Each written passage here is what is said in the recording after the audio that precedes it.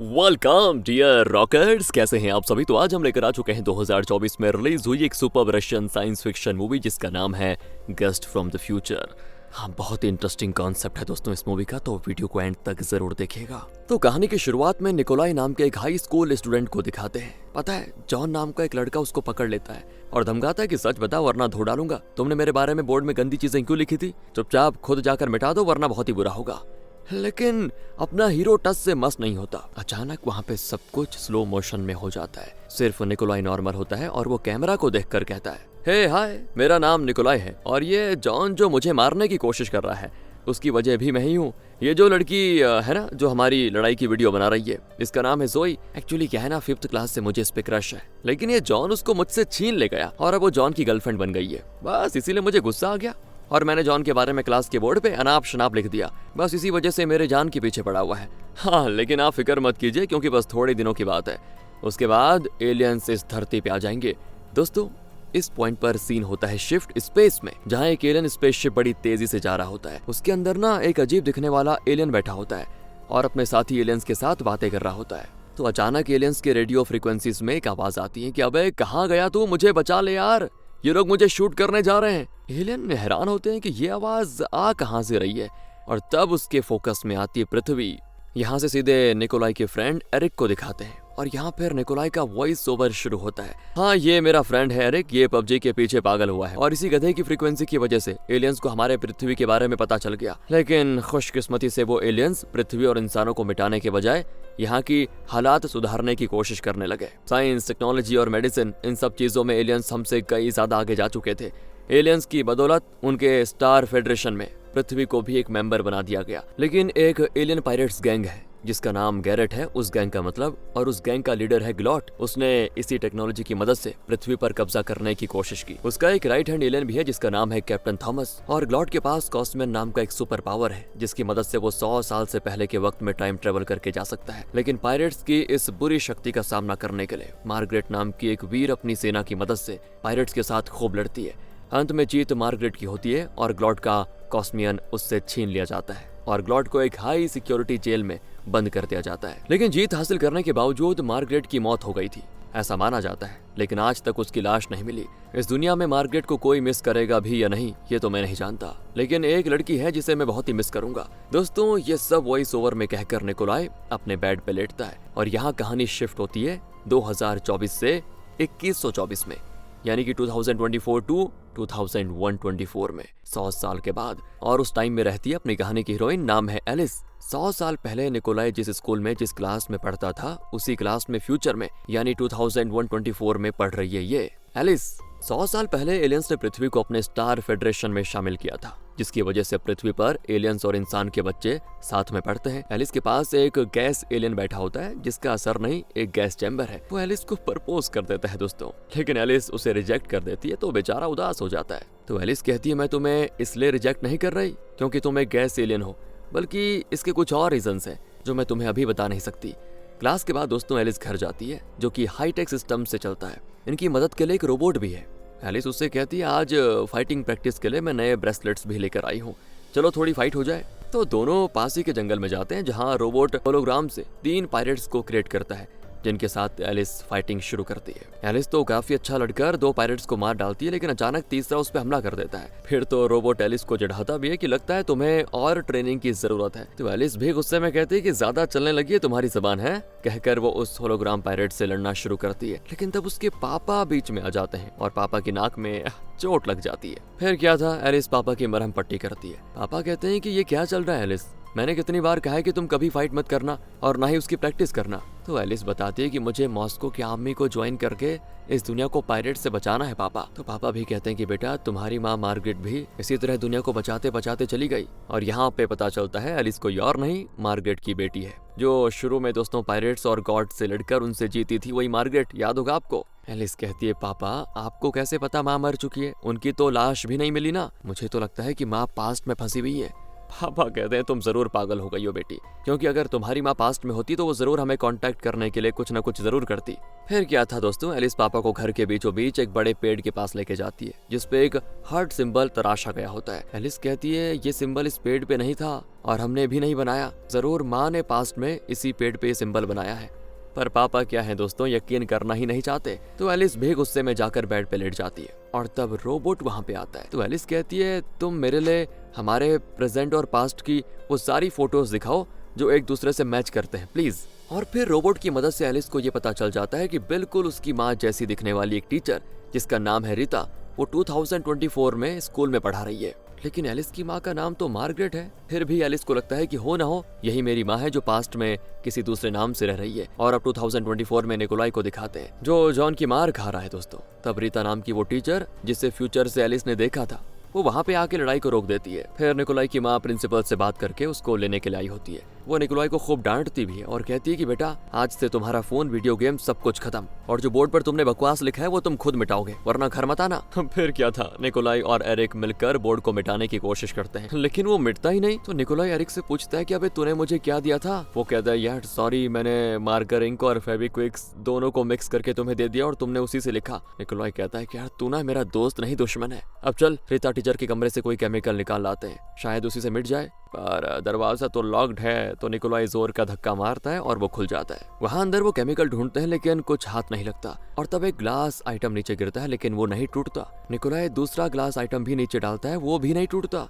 तब वो नोटिस करता है कि ये आइटम्स नीचे गिरने से पहले दीवार की ओर जाकर धीरे से नीचे गिरते हैं, जैसे कि दीवार पर किसी चीज से वो अट्रैक्ट हो रहे हो। तो निकोलाई उस दीवार पर लगी फोटो को हटाता है। ओह, अंदर एक सीक्रेट लॉकर है दोस्तों जिसमें एक ब्लैक बॉक्स है। अब एरिक तो कहता है कि यार प्लीज मुझे ये सब गलत लग रहा है, हमें निकलना चाहिए यहाँ से। रीता टीचर को पता चल गया तो हमारी खैर नहीं। इसी बीच निकोलाई की नाक से खून निकलता है दोस्तों, जिसका एक बूंद उस बॉक्स पे गिर जाता है। दरअसल जॉन से मार खाकर निकोलाई के नाक से खून निकला था, वही खून अब निकल रहा है और खून के गिरने से वो बॉक्स खुल जाता है जिसके अंदर होता है एक गोल्डन कलर का पाउडर, तैर रहा होता है मतलब। और ये वही कॉस्मैन शक्ति है जिसे मार्गरेट ने ग्लॉट को हराकर उससे हासिल की थी। तो क्या रीता ही मार्गरेट है? फिलहाल तो ये क्लियर नहीं है दोस्तों, अब आगे देखते हैं होता क्या है। इसी बीच कॉस्मियन निकोलाई के हाथ में घुस जाती है और निकोलाई यहाँ वहाँ उछल रहा होता है। एरिक डर कर टीचर को बुलाने जाता है। तो इसी बीच कॉस्मियन निकोलाई को टाइम ट्रेवल करवाकर किसी दूसरे टाइमलाइन में लेकर चला जाता है। निकोलाई के सर में इससे दर्द भी बहुत होता है तो वो किसी के कंधे पे हाथ रखकर कहता है कि भाई जल्दी से एम्बुलेंस बुलाना। वो मुड़ता है तो पता चलता है दोस्तों वो इंसान नहीं एलियन है। मतलब अब निकोलाई कॉस्मैन की शक्ति से 2024 से टाइम ट्रेवल करके 2124 में पहुंच चुका है। उसके तो कुछ समझ में आता नहीं, वो डर कर वहां से भागने की कोशिश करता है लेकिन एलिस उसे पकड़कर लॉक कर देती है। एलिस को देखते ही निकोलाई को उससे प्यार हो जाता है लेकिन एलिस नहीं जानती कि निकोलाई कौन है। वो कहती है कि सॉरी, मुझे लगा तुम मुझ पे हमला करने वाले हो वरना मैं ऐसा नहीं करती। निकोलाई कहता है कोई बात नहीं लेकिन जल्दी से एम्बुलेंस को कॉल कर दो। एलिस कहती है एम्बुलेंस कॉल, ये सब क्या होता है? मुझे तो लगता है कि तुम्हारे बायो सेंसर में कोई खराबी है। वैसे तुम किस क्लास में हो? निकोलाई कहता है मैं तो 10th में हूँ।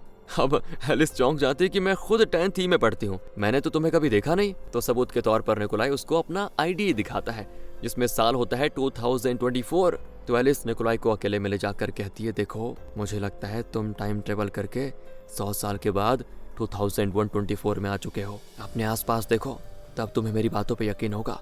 वो यहाँ वहाँ देखता है और अजीब दिखने वाले एलियंस होते हैं हर जगह, जो कोई उड़ रहा है कोई कुछ कर रहा है। दूसरी ओर 2124 में उस जेल को दिखाते हैं जहाँ ग्लॉड को बंद करके रखा गया है। लेकिन ग्लॉड का राइट हैंड थॉमस गार्ड्स को मारकर अंदर घुस जाता है। वो ग्लॉड से कहता है कि तुम्हें देखे हुए पूरे 100 साल हो गए हैं बॉस, पर तुम तिनका भर भी नहीं बदले। खैर तुम्हारे लिए एक अच्छी खबर यह है कि जो कॉस्मियन पावर को मार्गरेट ने हमसे छीन लिया था वो इस टाइमलाइन में पहुंच चुकी है। हम दोनों मिलकर उसे हासिल कर सकते हैं, लेकिन हाँ तुम्हें मुझसे वादा करना पड़ेगा कि अगर कॉस्मियन मिल गया तो तुम उसे मेरे हवाले कर दोगे। ग्लॉड तो झट से मान जाता है, पर थॉमस कहता है कि सिर्फ कहने से काम नहीं चलेगा, पायरेट्स के जो परंपरा है उसके हिसाब से प्रॉमिस करना पड़ेगा। तो वो एक सिक्के को हाथ में रखकर शेक हैंड करते हैं और तब सिक्के का निशान दोनों के हाथों में लग जाता है। मतलब अब किसी भी हाल में ये दोनों एक दूसरे को नहीं मिटा सकते। अब थॉमस ग्लॉड को जेल से छुड़ा कर लेके जाता है। बाहर कुछ गार्ड्स भी आ जाते हैं, लेकिन ग्लॉड अपनी शक्ति से उन सारे गार्ड्स के माइंड को कंट्रोल करके उन्हें एक दूसरे के खिलाफ लड़ने पे मजबूर कर देता है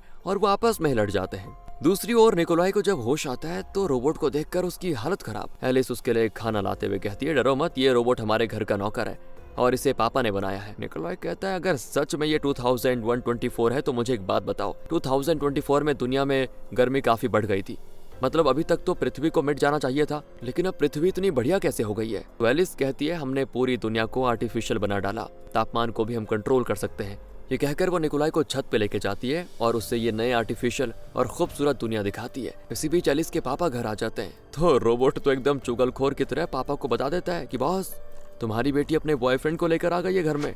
और पापा भी एलिस को डांटते नहीं बल्कि ये कहकर जाने लग जाते हैं कि बेटी हैव फन। एलिस उनको रोकते हुए कहती है पापा ये मेरा बॉयफ्रेंड नहीं है, ये पास्ट से टाइम ट्रेवल करके हमारे टाइम में आ चुका है 100 साल के बाद। उसके आईडी पे 2024 लिखा हुआ है। और अब पापा निकोलाई का एक लैब में जाकर खून टेस्ट करवाते हैं तो पता चलता है कि उसके खून में कुछ ज्यादा ही मैग्नेटिक पावर है और वो समझ जाते हैं कि जरूर निकोलाई की बॉडी में कॉस्मियन पावर है। एलिस पूछती है कॉस्मियन क्या होता है पापा, पर पापा एलिस को बाहर जाने को कह देते हैं और निकोलाई से पूछते हैं कि सच बताओ तुम कौन हो और मेरी बेटी के साथ कर क्या रहे हो, कहीं तुम उस खतरनाक ग्लॉट के साथ ही तो नहीं हो। निकोलाई कहता है कि सर मैं नहीं जानता कॉस्मियन क्या होता है, लेकिन मुझे ये शक्ति मेरे स्कूल के फिजिक्स टीचर के कमरे में मिली, उनका नाम रीता है। अब एलिस को पक्का यकीन हो जाता है कि उसने रोबोट के जरिए जिस रीता के बारे में जाना था वो निकोलाई की फिजिक्स टीचर रही होगी पक्का, और क्या पता शायद वही मेरी माँ मार्गरेट भी हो। वो पापा से कहते हैं कि जरूर आप मुझसे कुछ छुपा रहे हैं पापा, सच बताइए वरना चिल्लाकर पूरे घर सर पे उठा लूंगी। तो पापा घबराकर उसको एक खत देते हैं जिसमें मार्गरेट ने लिखा होता है कि मुझे माफ कर दीजिए, मैंने ग्लॉट को हराकर उसे एक जगह बंद करके रख दिया है और उसका कॉस्मियन पावर एक सेफ जगह पे छुपा देना चाहती थी जहां से ग्लॉट उसको कभी निकाल ना पाए। इसीलिए मैं टाइम ट्रेवल करके 100 साल पीछे चली गई और मैंने कॉस्मियन को उस टाइम लाइन में छुपा दिया। और यहाँ पे रिवील होता है कि एलिस की माँ मार्गरेट टाइम ट्रेवल करके पास्ट में गई और वहीं पे टीचर रीता बनकर रहने लगी और कॉस्मियन की रक्षा भी करती रही। अब अपनी माँ का लेटर पढ़कर एलिस को पापा पर बड़ा गुस्सा आता है और वो इस घर से निकलकर जंगल के अंदर भागने लग जाती है। निकोलाई एलिस के पापा से कहता है आप फिक्र मत करो, मैं उसे शांत करके वापस लेकर आ जाऊंगा। कहकर वो रोबोट को भी साथ लेकर एलिस के पीछे जाता है। यहाँ पापा के लिए खत आया होता है जिसपे लिखा है ठीक 10 बजे लेटर खोलना, लेकिन अब वक्त है 10:03। पापा जल्दी जल्दी लेटर खोलते हैं तो दूसरी ओर एलिस जंगल में बैठकर रो रही होती है। निकोलाई बड़ी मुश्किल से उसको ढूंढने लग जाता है तो रोबोट कहता है तुम और मैं अलग अलग दिशाओं में ढूंढने जाएंगे तो एलिस का पता चल जाएगा, जाओ। निकोलाई को थोड़ा अजीब लगता है कि एक रोबोट ऑर्डर दे रहा है, लेकिन फिर भी वो मान जाता है। इसी बीच ग्लॉट और थॉमस वहां पे आ जाते हैं और ग्लॉट अपनी शक्ति से निकोलाई को अपने कंट्रोल में ले लेता है। थॉमस पहले तो निकोलाई का गला काटने जाता है तो ग्लॉट कहता है नहीं नहीं नहीं ऐसा मत करो, कॉस्मियन को पाने से पहले मुझे पूरे कायनात की इजाजत लेनी पड़ेगी। कहकर वो कोई मंत्र जपने लगता है। इतने में रोबोट ग्लॉट को सेंस कर लेता है और वो इमरजेंसी अलार्म बजाना शुरू कर देता है। तो फिर आवाज सुनकर एलिस तुरंत वहां भागी चली आती है और अपने ब्रेसलेट को वेपन बनाकर थॉमस से लड़ने लगती है, लेकिन क्योंकि उसको पूरी ट्रेनिंग नहीं मिली थी तो वो बार बार मार खाकर नीचे गिरती है। एक पॉइंट पर वो थॉमस का गन निकाल लेती है और उसे शूट करने वाली होती है, लेकिन तभी ग्लॉट एलिस को भी कंट्रोल करने लगता है। थॉमस फिर एलिस के हाथ से गन छीनने की करता है कोशिश, लेकिन वो नीचे गिर जाता है और निकोलाई उसे उठा लेता है। लेकिन दोस्तों निकोलाई तो अभी भी ग्लॉट के कंट्रोल में है। इतने में आ जाते हैं पापा, तो ग्लॉट निकोलाई को कंट्रोल करके उसी के हाथों एलिस के पापा को मरवा देता है। बेचारा निकोलाई बहुत ही इमोशनल होता है कि मेरी वजह से क्या हो गया, और इस वजह से उसके अंदर का कॉस्मियन पावर एक्टिवेट हो जाता है और अब निकोलाई, एलिस, ग्लॉट और थॉमस चारों ही टाइम ट्रेवल करके पास्ट में यानी 2024 में पहुंच जाते हैं। वो खुद को सभी सड़क पे पाते हैं और तभी तेजी से आती हुई गाड़ी थॉमस को ठोकने वाली होती है, लेकिन थॉमस अपना चाकू जमीन पर ऐसे गाड़ता है कि गाड़ी उछलकर दूर। दूसरी ओर गाड़ी दोस्तों ग्लॉट को ठोकने वाली होती है, लेकिन ग्लॉट अपनी शक्ति से ड्राइवर के माइंड को कंट्रोल करके उसे दूसरी ओर मोड़ने पे मजबूर कर देता है। एंड इसी बीच निकोलाई और एलिस एक कार के पीछे छुप जाते हैं। असल में इनके साथ वो रोबोट भी टाइम ट्रेवल करके यहाँ पहुंच चुका है 2024 में। अगले सीन में निकोलाई और एलिस भागकर सीधे थॉमस के सामने जाकर खड़े हो जाते हैं तो थॉमस एलिस के पेट में चाकू घोंप देता है। फिर पता चलता है कि वो तो एलिस है ही नहीं,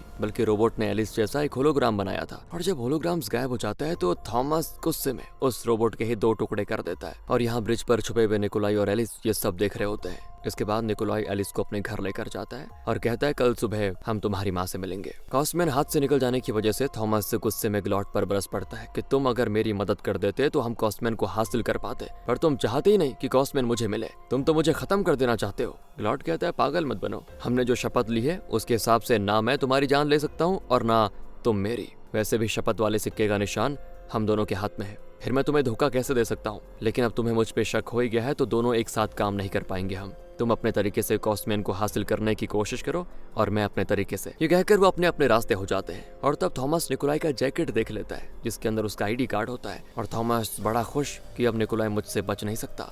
दूसरी ओर निकोलाई एलिस से कहता है कि मुझे माफ कर दो, मैंने जानबूझकर तुम्हारे पापा की जान नहीं ली थी।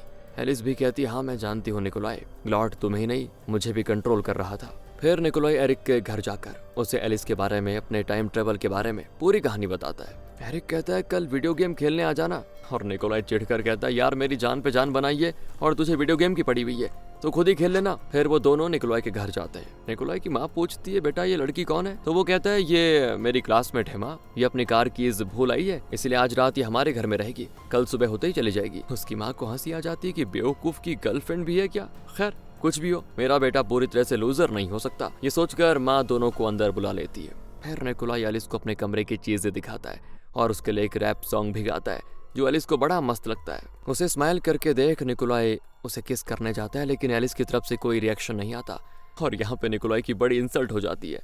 वो ये कहकर मैनेज कर लेता है कि वो मैं तुम्हारे लिए चादर लेकर आता हूँ, ठीक है, कहकर वो चला जाता है। इसी बीच थॉमस निकोलाई के स्कूल का आईडी देखकर एक ड्राइवर से पूछता है ये स्कूल कहाँ पे है। तो ड्राइवर कहता है मैं अभी आपको लेकर जा सकता हूँ वहाँ, कहकर वो मैप रेडी रखता है और पैसे मांगता है। थॉमस के पास पैसे तो है नहीं तो वो ड्राइवर के गले पे चाकू दबा देता है तो वो ड्राइवर डर के मारे भाग जाता है। पर थॉमस मैप लेकर स्कूल पैदल ही चल जाता है और यहाँ पे टीचर रीता वर्कआउट कर रही होती है और तब न्यूज में बताते हैं कि हाईवे पर एक एक्सीडेंट हुआ है, कहकर वो एक वीडियो प्ले करते हैं। अब उस वीडियो में थॉमस को देखकर रीता हो जाती है शॉक और तुरंत तैयार होकर स्कूल जाती है। इतने दिन उसने जो ब्रेसलेट छुपा के रखा हुआ था उसे भी वो पहन लेती है। तभी निकोलाई और एलिस भी स्कूल आ जाते हैं तो रास्ते में जॉन और जोई इनको देख लेते हैं। जोई पूछती है तुम तो कहते थे कि तुम्हें मुझ पे क्रश है, अब ये नई गर्लफ्रेंड बना ली क्या। निकोलाई कहता है तुम मुझे देखो गलत समझ रही हो, ये मेरी गर्लफ्रेंड नहीं है कुछ और है। और इस पर जोई एलिस को अलग में ले जाकर उसके कान भरती है कि तुम इस निकोलाई से दूर ही रहो, वो कुछ ज्यादा ही इनोसेंट है, किस करना तक नहीं आता उसको, उसके साथ अपना वक्त बर्बाद मत करो,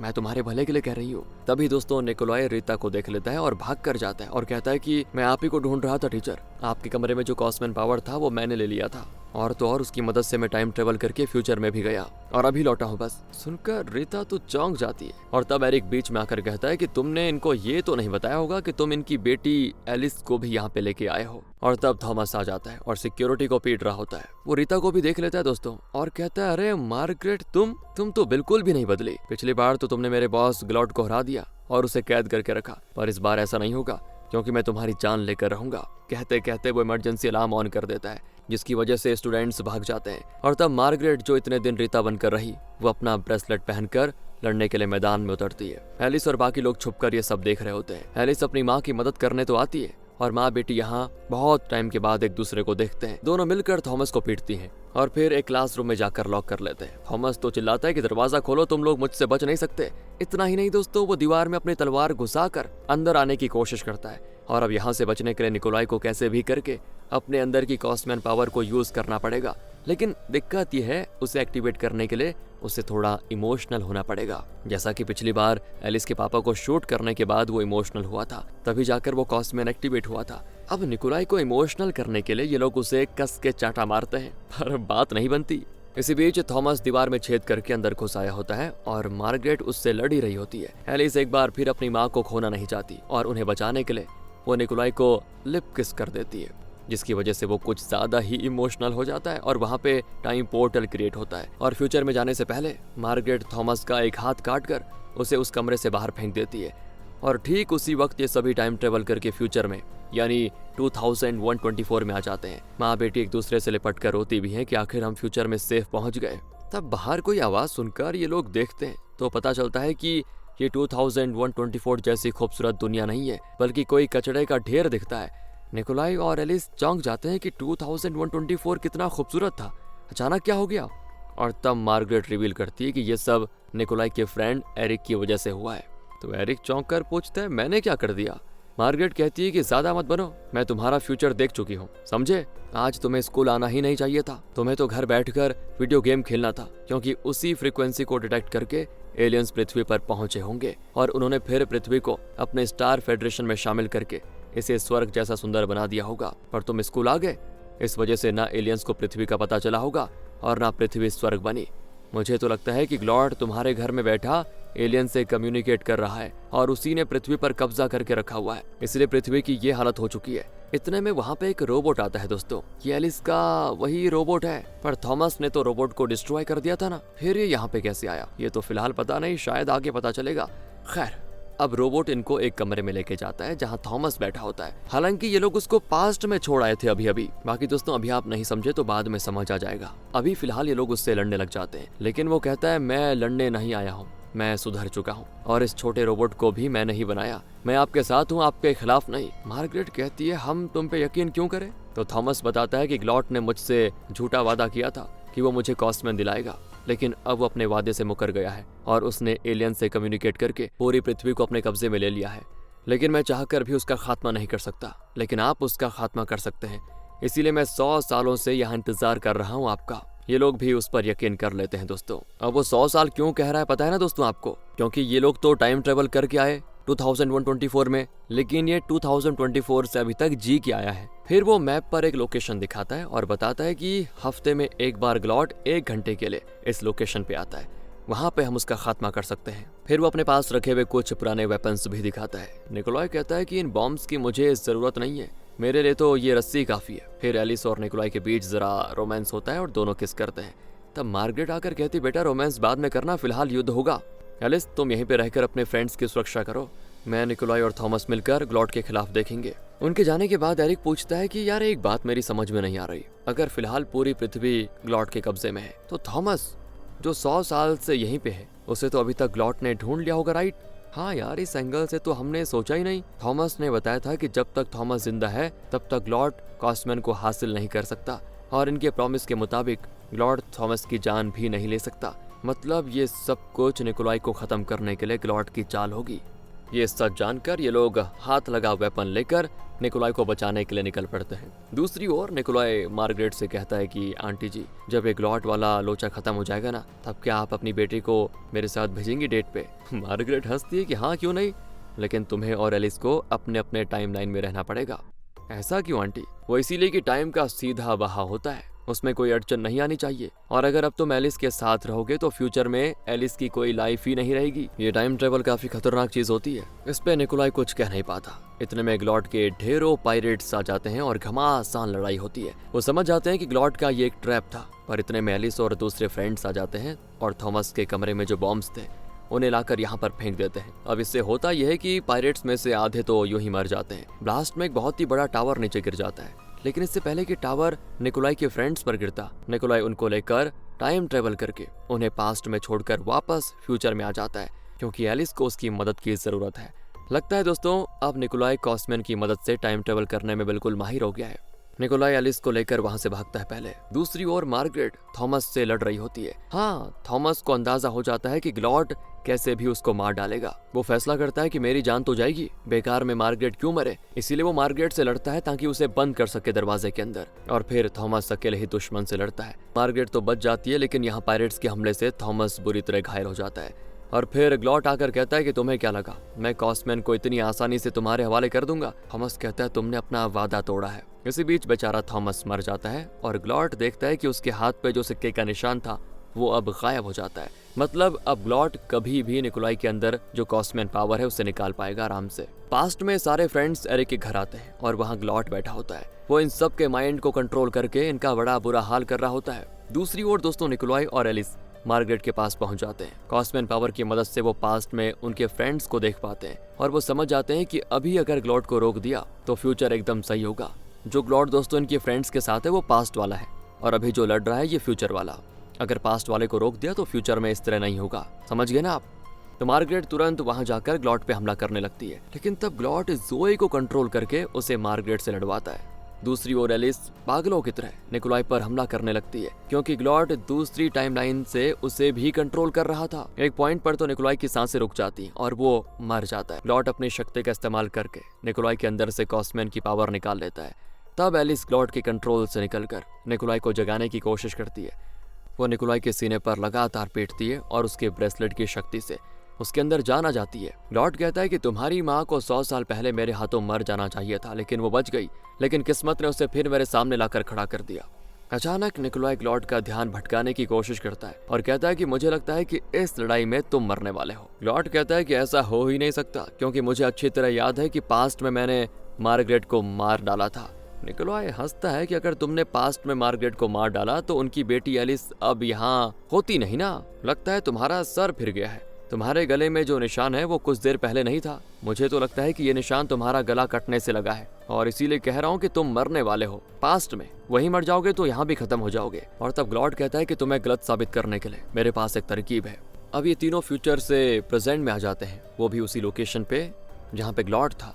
यहाँ कर निकोलाई अचानक ठहाका मार के हंसने लग जाता है। टाइम ट्रेवल कॉन्सेप्ट में दोस्तों, जब कोई फ्यूचर का इंसान अपने पास्ट से मिलता है तो टाइम के बहाव में ये एक अड़चन बन जाता है और उसके लिए खतरनाक साबित होता है। इसी वजह से निकोलाई जानबूझकर ग्लॉड को उसके पास्ट में उसी लोकेशन पे आया जहां वो फिलहाल फ्यूचर में रह रहा था, यानी कि 2124 में। और अब ग्लॉड के कई डुप्लीकेट्स बनने लग जाते हैं और कॉस्मियन पावर उन सारे डुप्लीकेट्स को मिटाना शुरू कर देता है। और दोस्तों, वो सारे डुप्लीकेट्स निकोलाई और उसके फ्रेंड्स को पकड़ने की कोशिश करते हैं, लेकिन बात नहीं बनती। आखिरकार ग्लॉड वहीं पे मिट जाता है। लेकिन अब कॉस्मियन पर किसी का कंट्रोल नहीं, क्योंकि वो जिस ग्लॉड के शरीर में था वो मिट चुका है। उसे कंट्रोल करने के लिए मार्गरेट उसे पकड़ने जाती है, लेकिन इतने में निकोलाई उसे पकड़ लेता है। दरअसल उसे मार्गरेट की वो बात याद आ गई थी कि तुम्हें और एलिस को अपने अपने टाइम लाइन में ही रहना होगा, वरना फ्यूचर में एलिस की लाइफ ही नहीं रहेगी। इसीलिए निकोलाई टाइम ट्रेवल पोर्टल को खोलकर एलिस से कहता है कि एलिस माफ कर दो मुझे, मैं तुम्हें डेट पे नहीं लेकर जा पाऊंगा। और एलिस समझ जाती है कि ये उसे फ्यूचर में भेजने वाला है। वो विनती करती कि प्लीज ऐसा मत करो, कहकर वो निकोलाई के पास भागी चली आती है। लेकिन निकोलाई इतने में पोर्टल खोल जाता है और खुद एक अजीब जगह पे जाता है। लेकिन अगले ही पल वो बेहोश, और जब उसे होश आता है तो वो 2024 में एक हॉस्पिटल में होता है। उसके पास उसके फ्रेंड्स भी होते हैं। वो पूछते हैं कि मार्गरेट और एलिस कहाँ हैं, उनका क्या हुआ। निकोलाई कहता है कि वो फ्यूचर में चले गए। अच्छा, तो क्या तुम्हारे पास कॉस्मियन पावर है? अरे अगर वो होता तो हम बार बार फ्यूचर में जाकर उनसे मिल सकते थे। निकोलाई कहता है नहीं है, लगता है कायनात ने खुद वो शक्ति मुझसे छीन ली। दूसरी ओर फ्यूचर में एलिस और मार्गरेट एक घर को देखती है। ये एलिस का अपना घर है और यहाँ लगता है इन्हें शॉक, क्योंकि एलिस के पापा मरे नहीं थे और एलिस की खुशी का ठिकाना ही नहीं होता और वो भागकर सीधे पापा से लिपट जाती है। तब पापा बताते हैं कि उनको एक लेटर मिला था जिसे ठीक 10 बजे खोलने को कहा गया था और उस लेटर को पास्ट से निकोलाई ने भेजा था। दोस्तों, उस लेटर को डिलीवर करने की तारीख और टाइम भी उस पर लिखा था, क्योंकि निकोलाई जान गया था कि फ्यूचर में एलिस के पापा मरने वाले हैं।